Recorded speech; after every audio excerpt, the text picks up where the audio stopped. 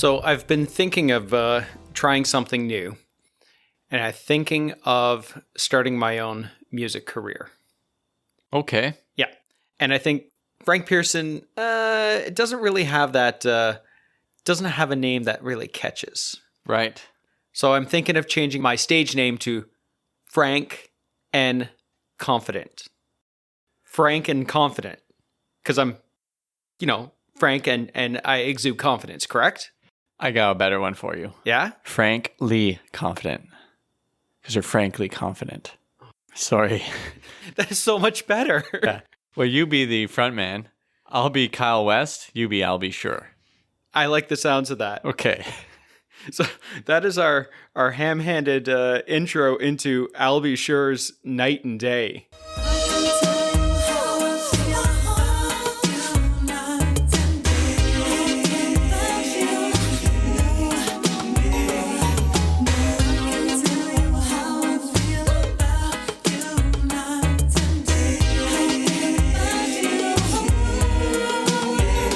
I'll be sure sounds like something my dad would write at the end of a birthday poem that he writes for one of the family members. They always end with a author's name that's really just another way of saying a phrase. So I'll be sure, if he's listening, I know for sure he's going to be using this on the next birthday card. I'll be sure about that as well. Okay, well, we've taken the sexiest song we've ever put onto this show, and we have just covered it in dad jokes. We've basically turned it into an Abbott and Costello routine here.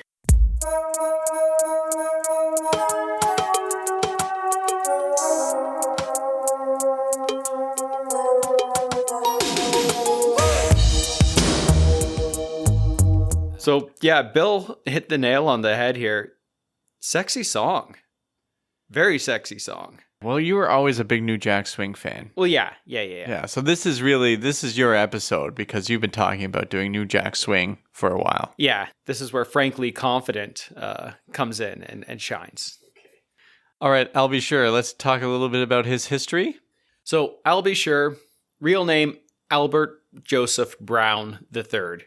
And the I'll be sure works out nicely because it's Albert Brown, Al B., but the idea kind of came from a sample off of a record that a DJ was playing. And the artist on the record was saying, I'll be sure.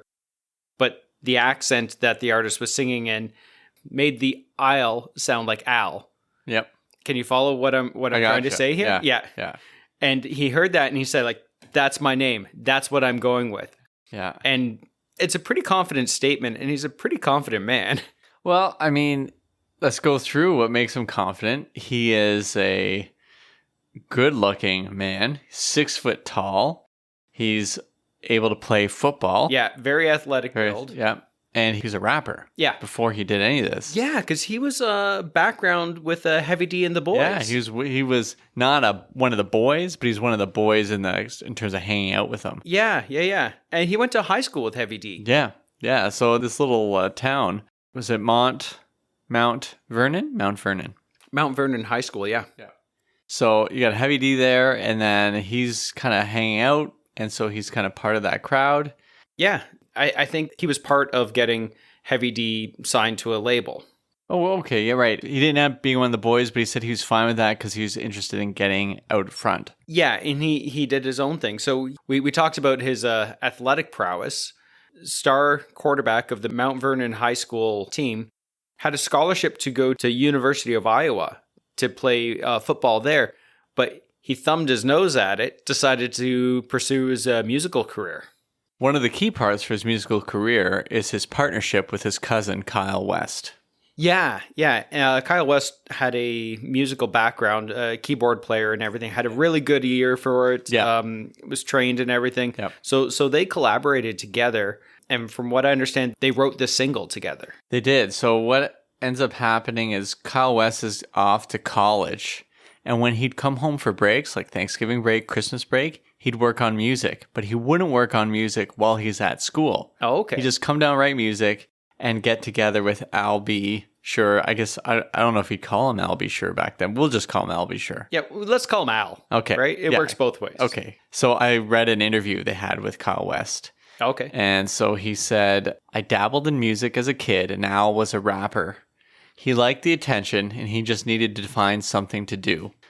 We actually met and grew up with Eddie F. of Heavy D and the Boys, and they said they grew up in the same city. And then he said, while he was in college, he started writing music on this keyboard, even though he didn't know a lot about how to do this, but his grandfather's a musician, his father's a musician, all this stuff, Kyle West was saying.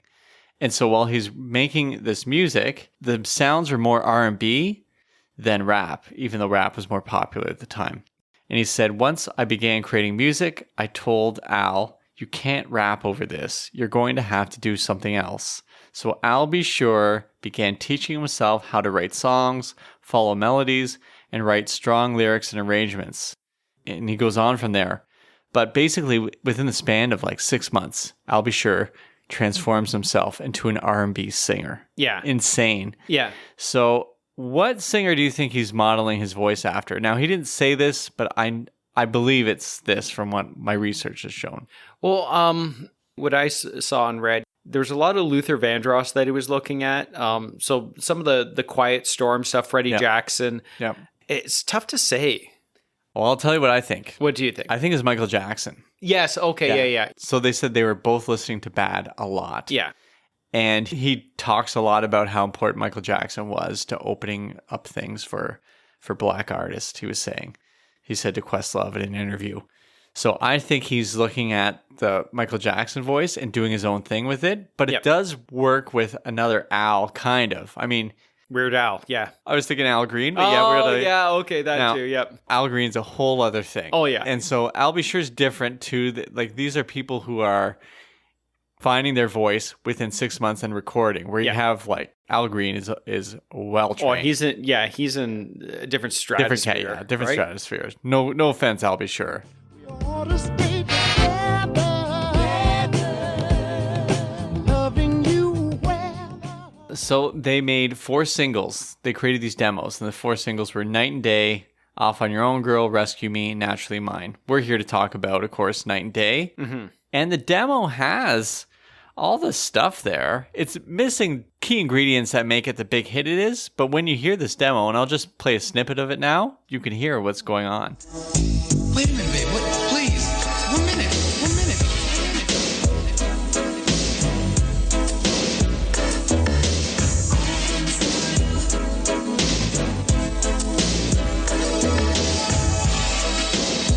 Back to back, non-stop music on P7.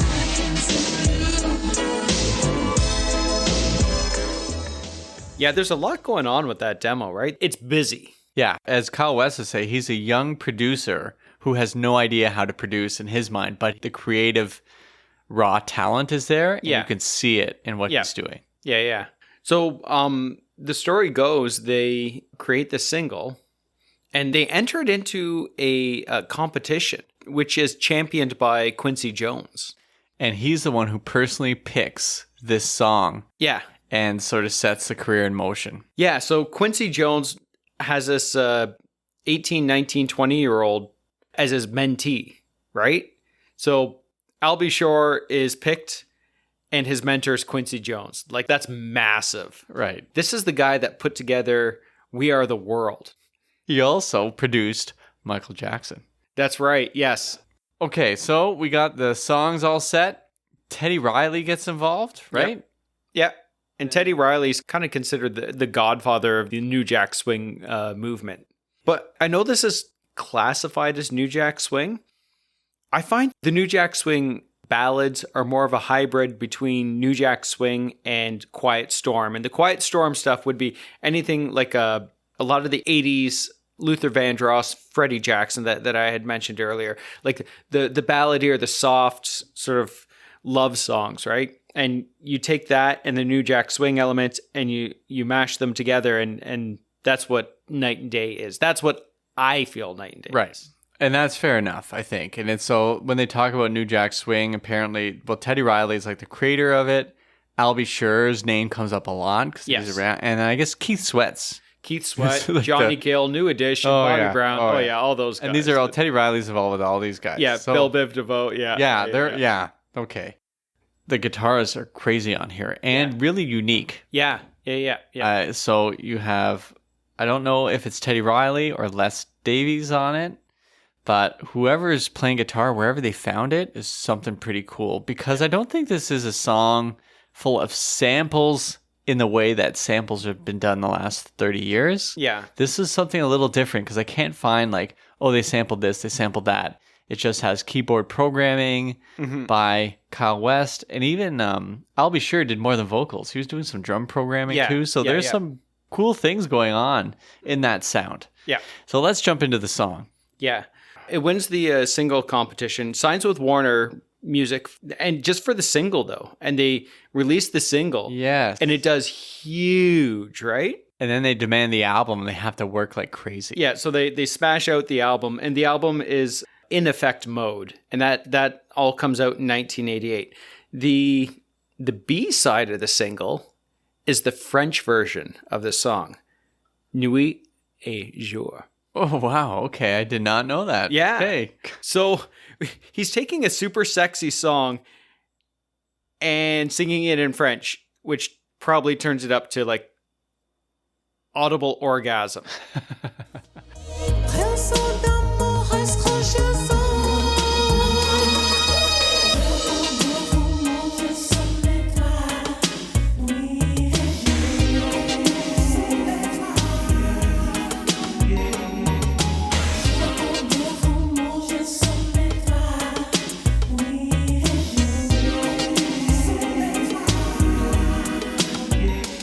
Well, let's talk about the English version anyway. Yeah, okay, yeah. My French is terrible. Yeah. So the opener here, we have the intro.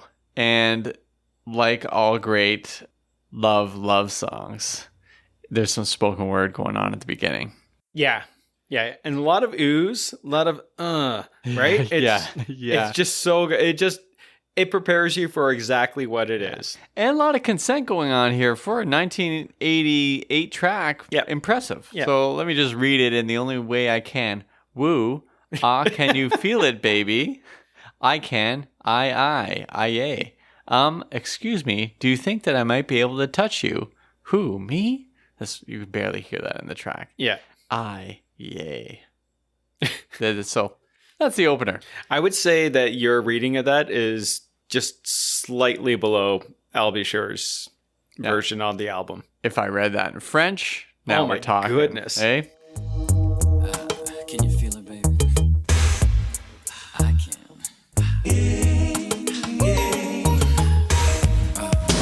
Excuse me. Do you think that I might be able to touch you?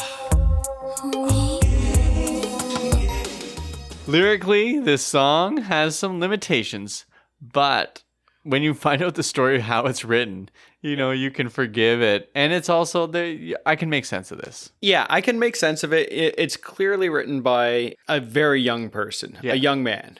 So when Kyle West brings the song to I'll Be Sure just starts singing over it and comes up with the hook. I can tell you how I feel about you night and day. He just starts saying over and over. But then he needed to get lyrics. Now, he's not a lyricist. Yep. So they have the song without the lyrics. And so while they're even recording it, I think in the studio, they went for breakfast at a McDonald's. And on the napkins, I'll Be Sure writes out the lyrics, which explains, why they are the way they are. Yeah. He described it as a love letter to a woman, right? Yeah, that makes sense. Which it is, but reading through it logically, there are problems in it. Yeah. I have written down here, the song doesn't make a lot of logical sense in terms of story, but it makes intimate sense. Wow. Yeah, I was pretty proud of that. Yes. Oh, very much so. Okay. So let's go to the intimate sense here. So verse 1, I'll love you more in the rain or shine. And making love in the rain is fine. A love so good, and I call it mine. Love is blind.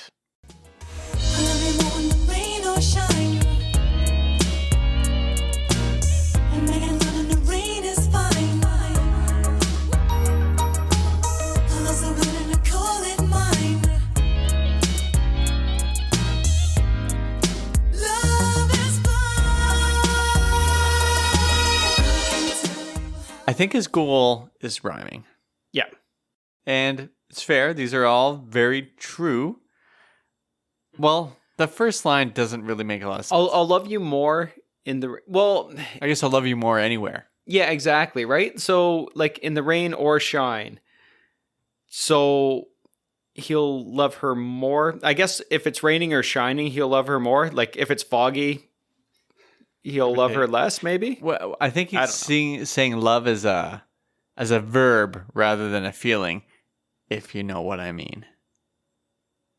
No, explain. Okay, well, second line says, and making love in the rain is fine, which is kind of funny to me. Is like, just in case you didn't know, I'm going to bring up the rain again. Like, I love you in the rain or shine, and I'll make love to you in the rain, just so you know. Yeah. And love's so good, and I call it mine. And then he says, love is blind. Like, whoa, albeit, if love is blind is like one of the worst phrases, because that basically means the person you're in love with is the wrong choice for you. Yeah. There's no redeemable qualities about her. Maybe he's trying to mean it in such a sense that like it doesn't matter who she is, what she looks like, or anything like that. That he loves her regardless of all that. Maybe in her insecurities. Right. And then it hits to our chorus, right? Yep. I can tell you how I feel about you night and day, which is him saying, I can tell you how I feel about you night and day. Instead of just telling her how he feels, he says he can tell her how he feels about her night and day, but the can is the telling her. I don't know if it's paradoxical or super deep or super shallow. I think it's super deep and super intimate. Yes. Just like, this is all it's intimate. like I can tell you how, like, night and day, any day of the week, any time, I can tell you how I feel because that's how open I am to you. Right. And then the next line of that chorus is, how I feel about you. This always confuses me in songs when they say no, no, no afterwards. How I feel about you. And then he says no, no, no. I'm like, well, wait. When you say no, no, no, my sense is that's a no. That's a no. No means no. But I guess it'd be weirder if he said how I feel about you. Yes, yes, yes. Yeah. No, I mean, no, it no. didn't have to be anything there, but I guess, they wanted something to fill. I don't know.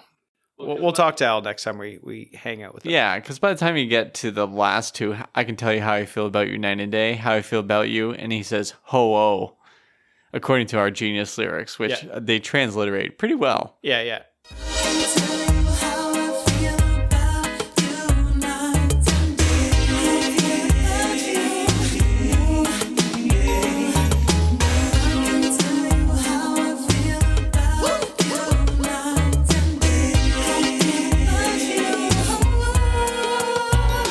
Okay, verse 2. Here we go.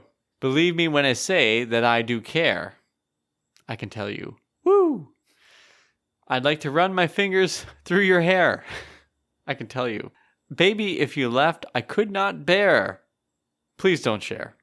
I don't understand that because he's so open about how he feels about her, but he doesn't want the world to know. He had so many other options. He could have said, let me stare. Let me take you to a fair. Oh, I'll bring you to my lair. Okay, those all sound really creepy. Okay, sit in this chair. Sit in this chair. Can I braid your hair? Yeah, they already had fingers through your hair, so that's true, yeah. You don't seem anything like Linda Blair. We could do this. Why am I working? Why are we not lyricists? I don't understand this.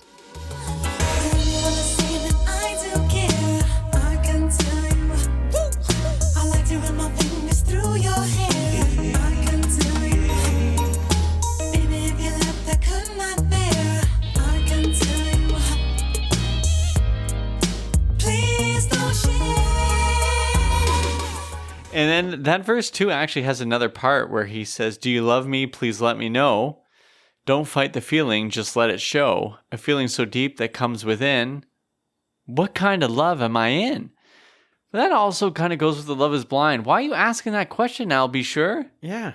Aren't you sure? Yeah. Your name implies that you are. Yeah, you're in a great love. It sounds like a great love. Because he can tell her how he feels about her night and day. That's right, yeah. How does he feel about her night and day? Good? I think he feels good about her. That's a perfect grade 11 English class answer. Yeah. I might be the most romantic person ever. I feel so good about you. I feel so good about you, baby. Please let me know. I can tell you. Don't have the feeling, just let it show. I can tell you. A feeling so deep that comes within. I can tell you. What kind of love am I in? I can tell you. All right, bridge time. And we just gotta work through the lyrics. We gotta Yeah. get through. Oh, this. yeah. If you and I were one girl, the love we'd share would be so fun. Sorry, okay, I'll finish this. Just take my hand and you'll see, girl, that we'd take off into another world. If you and I were one girl, the love we share would be so fun. Just take my hand and you'll see, girl, that we take off into another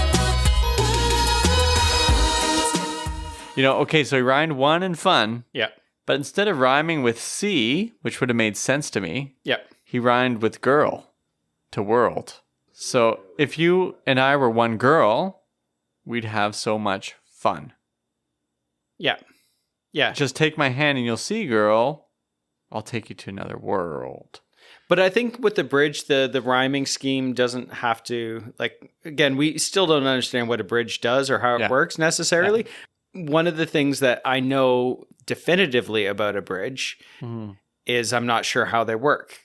But what I also know is that perhaps maybe the rhyming scheme doesn't have to make sense either. It doesn't. And I should know this as an English teacher where I keep telling the students, you know, you don't have to rhyme everything. Even though he's rhyming everything. Yeah. But at least he's being creative with which word he chooses to rhyme. Yes, exactly. So he's getting at least a 70. But if I hear the music, I'll give him a 95. Oh, geez. Yeah. Yeah. And I just say 95 because we don't want to give 100 yet because I think I might have given it to Gregory Abbott. Yeah. You and I might have some disagreements here. But you think Shake You Down's sexier than Night and Day? Yeah, I think so. Okay. But maybe it's because I came so late to to the game.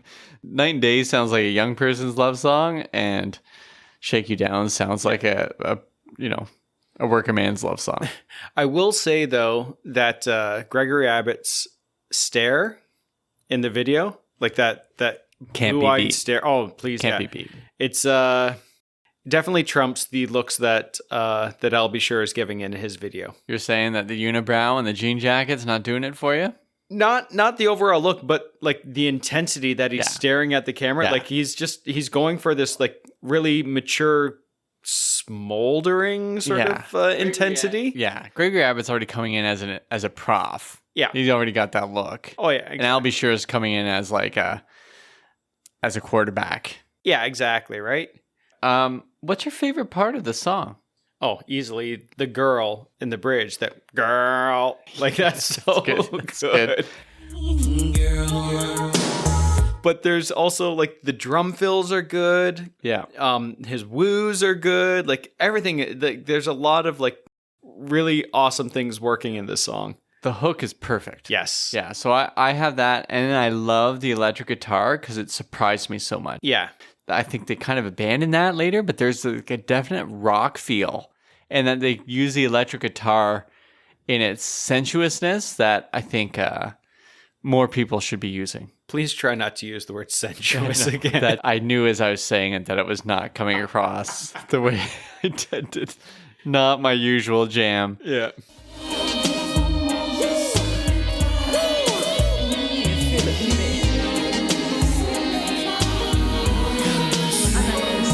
So the music video is kind of your standard, I would say, late 80s R&B type of video. It's in New York City. It's I'll Be Sure singing. There are girls sort of walking throughout it and everything. It's not doing a whole lot, but his stares in it, like there's the curled lip, a little bit of a snarl, just a really intense look on his face constantly. And for those of you who don't know, I'll Be Sure was rocking a unibrow, like unashamedly rocking it. I think he made it sexy. Oh, he was an attractive man. Oh, yeah. there was an interview that we both saw, and they're talking about like women passing out at his concerts and fainting and just throwing their underwear up on the stage. Women literally throwing themselves at him while he's beside his model wife at the time. Right. That's correct. And just like the man had it going on. He did. I'd like to know who the director of the video and what he's yelling. Smoldering! More! You mean what Peter Nydry was yelling? Well done. Yeah. So also in the video, so if Al B. Sure is the first character in the video, New York City is the second character. The third character is his wardrobe. Acid washed. I feel it's black and white, so I'm going with a gray acid wash, but it could be blue acid washed. Jean jacket, jeans. Yes. Almost a complete Canadian tuxedo. It's just missing the denim shirt. Honorary member of our country. I think so, yeah. I think we should give him citizenship, right? Well, it's definitely citizenship in the Winchester. Well, yeah. Al, come down, hang out with us, podcast with us. He's a radio personality. He has a great speaking voice, right? It's shocking to hear his voice because you'd think he'd have this high voice. Yeah. But he has this beautiful... Oh, he's got bass. Oh, yeah. And he's on... You can listen to him in some great podcast interviews, and he just has this sort of wisdom that's come now with age. I mean, the early years, probably tricky to navigate when you're that attractive. As a 20-year-old who's getting pushed by Quincy Jones, I don't know. I would flex that too if I had the chance. Thank goodness Quincy Jones didn't look out for us. Who knows what would happen. Know, right? We might be successful radio personalities with great podcasting voices. Yeah.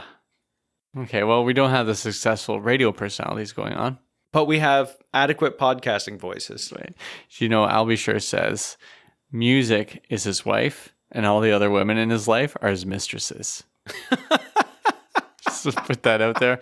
Like, wow. Yeah, it kind of ruins the vibe of the song where it's like, oh, you're just talking about, is he just singing about music? Yeah, he's really kind of geeky about music in terms of interested in waveforms, the engineering behind it. He's not into like the whole loving sort of vibe. At least that's what he said. Well, he started producing songs for other artists early in the late 90s, early 2000s. Like he worked with Jodeci, Tevin Campbell, Usher, Faith Evans. Crazy. He worked with all of them. Yeah. And this is like early 90s when his career is still going on and still going fairly strong too, right? Faith Evans gives him a lot of props. Yes. Yeah. David Bowie had him on his White Noise Black Tie. I got that reverse. Black Tie White Noise song. I didn't realize that until I watched the Unsung documentary. Yeah. So I'm going to post in the show notes a clip of them dancing on Jay Leno. I'm just going to put that out there. Yeah. I'll be sure. Great singer. Great singer. Great singer. Whitney Houston, great singer. Bobby Brown, great dancer. If you catch what I'm throwing down. I like Bobby Brown as a singer too. Yeah. I'll be sure, Whitney, you don't want them in the center of your dance floor. No.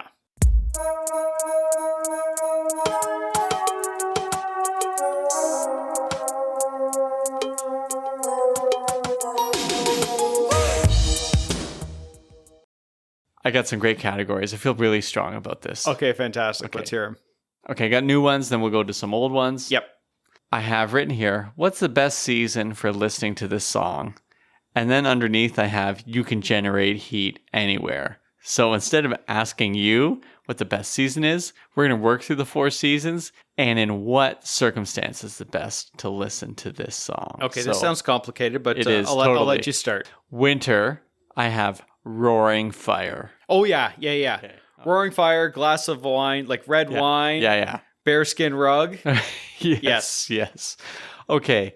Spring. What do you think spring? Late spring rainstorm. Oh, yes. Very good. Late spring rainstorm. Summer. I have evening poolside gin and tonic or maybe an unsweetened iced tea. Yeah. I could see that. Late at night, though. Yeah. But it's got to be a pool. Pool's got lights in it. Yeah. If you know what I mean. Yeah. The pool's lit up. Yeah, exactly. Okay. Fall. This is a sweater walking through a park.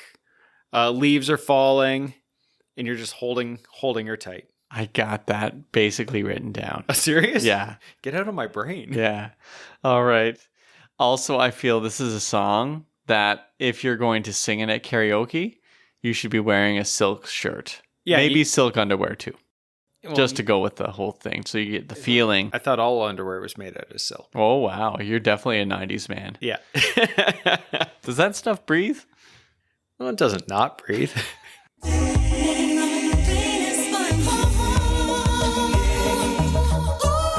All right, I got some more new categories for you. Okay. Best woo.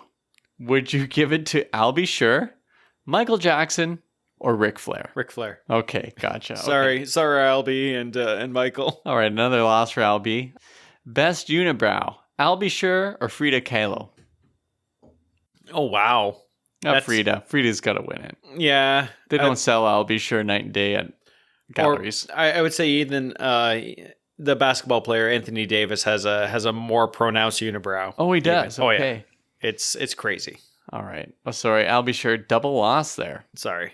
Okay. More new categories for you. Okay. This is just special. So we watched the unsung documentaries, and there's a whole host of things. People in America will know about this more than maybe other countries, where they kind of take an artist, and the unsung documentary will show their rise and then show their fall, Yeah. and then hopefully show their sort of resurrection. Yeah. Now, the original unsung, they had about 4 episodes as testers, and Albie Sure was the voiceover for them. Oh, okay. Yeah, but I don't want to say ironically because I don't think that's the word, but funny enough, they did an Albie Sure episode, which we watched. So my question for you, Frank, is if they made an unsung episode about your life, Who would narrate it? who would narrate it? Oh my goodness. Well, can't be Gilbert Godfrey. He's passed away. Yeah. Would it be Michael Bolton or Carly Rae Jepsen? Oh wow, could I get either of them? Like, so this is a universe where anything's a possibility. Yeah. I prefer Michael Bolton. I would say Michael Bolton, yeah, because it would be difficult for my wife to narrate. to narrate, my- exactly. yeah. Okay, very good. Especially my downfall parts, right? Yeah. I'm also terrified that if they did an unsung documentary about my life, they'd find out things I'm trying to hide. Oh, I know, right? Yeah. I stole once. I stole candy. I stole candy from a convenience store. Okay. Well, this has become an unsung documentary. I know, right? Okay. Let's go to our classic Yep. categories. Michael Bolton, Ender of Worlds. Because, of course, he could do this song. Yeah. Would he destroy the world? Would he destroy himself? Would he fly up to heaven in unbelievable ecstasy? I already set up. The answer is number 3. And Yeah. when would he fly up to heaven in unbelievable Well, ecstasy? I think like the first real explosion would happen that the woo. Yeah, that's possible. But not he wouldn't woo the way Albie Sure woos. He would woo the way Michael Bolton woos, which is long and sustained and just like starts at 11 and goes up to like 128. So this is a 9-minute song with 2 minutes of the first woo. Yeah, basically, yeah. I like to think that he gets through the song, but the bridge is too far for him to go. A bridge too far. The bridge too far, and he goes straight up to heaven when he just explodes. Yeah. When he says girl. Yeah. And then just reverberates around. He doesn't destroy the world this time. I think he might actually bring back life, but he sacrifices himself, or rather, In the is just process, yeah. like Enoch taken straight up into heaven. Okay, so there we go. I like how the could Michael Bolton sing this turned into the Michael Bolton Destroyer of Worlds. I think we turned it around a bit this Yeah, I think so, episode. yeah. Okay. At a wedding. Would you sing this at a wedding? Yeah, absolutely. You sing this at a wedding. This is the song that is played at a wedding, and this is when people are hooking up. And in the night song? It's towards the end of the night, and this is when matches are being made. I would love this to be a really awkward moment during the church service where the special music just gets so real and Did you so play it sexy. on the organ? Oh my goodness. I would love it. And then Michael Bolton's there because he gets taken up like Enoch. Yeah. And everyone's wondering, there's a hole in the roof. There's a lot going on there. Yeah. Okay. High school dance, middle school dance. Where are you playing this? if I was chaperoning a dance, you don't play this at a dance. You got to watch out for this. This song is playing and you're a chaperone of a dance, your head has to be on a swivel because Oh my goodness. Yeah, you know what? This is things like are happening. this is an out of school dance. Yeah. Okay, gotcha. Okay. Mixtape. Mixtape. You go first. You sure? Yeah, what's your theme? Songs to get in the mood. Okay. Yeah, and it kind of follows through from getting into the mood to getting down to business. Okay. These are songs for the Intimate times. intimate times. Okay, so I feel I'm going to be stealing some. I purposely put a whole bunch in just in case I stole Okay. yours. But thank you. It's going to open with No Diggity Oh. because it's Ted Riley singing that Yeah, first yeah, verse. yeah.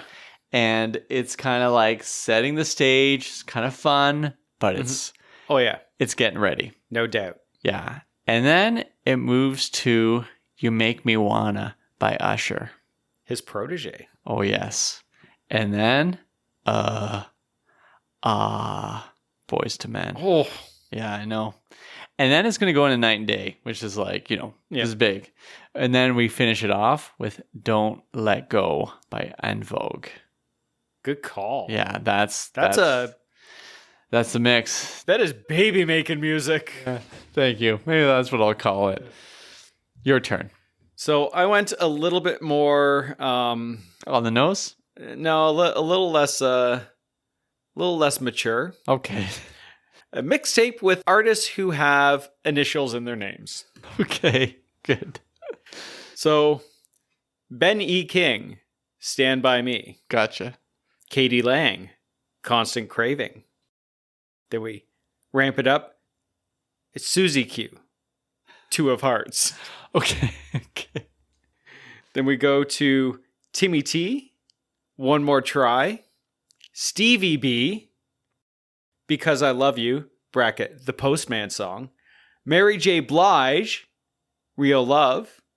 And we give it all over to Kenny G, By the Time This Night Is Over, to bring it home. Oh man, now if we combine our mixtapes, I got the whole mood set, and then I feel everything just takes a turn. Yeah, I killed the mood. Thanks, Frank. Well, except for the Kenny G. That's a romantic song. Well, by the end, they've been in a fight, I think. By then they're ready. Well, Timmy T and Stevie B, those Yeah, are you're right. romantic Actually, yeah, songs. sorry, I'll take that back. Okay, bit of an interesting bit of trivia. There's no charting in Canada for this song. Yeah. Only the States. I don't even know if it's a UK charter. Yeah, it charted fairly high in the States on the R&B charts. Oh yeah, and it did well in the pop charts too. It was #1 in the R&B and like #5 or something on the pop charts. Is that right? Yeah, I think so. It was nominated for a Grammy for the best male R&B vocal performance too. So I wonder what it did internationally because I think it's big in Japan. I saw a performance of him doing it in Japan, but Okay. Wikipedia didn't give us this info. No. Yeah, which is, come on, Wikipedia. Get your stuff together here. I need information for my podcast.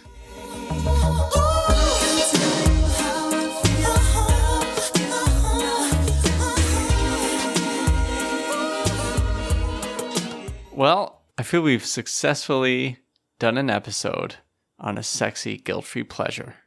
I think so too. And no matter when you're listening to this, whether it be night or day, I hope you know how we feel about you. We feel good. This has been Bill and Frank's Guilt-Free Pleasures.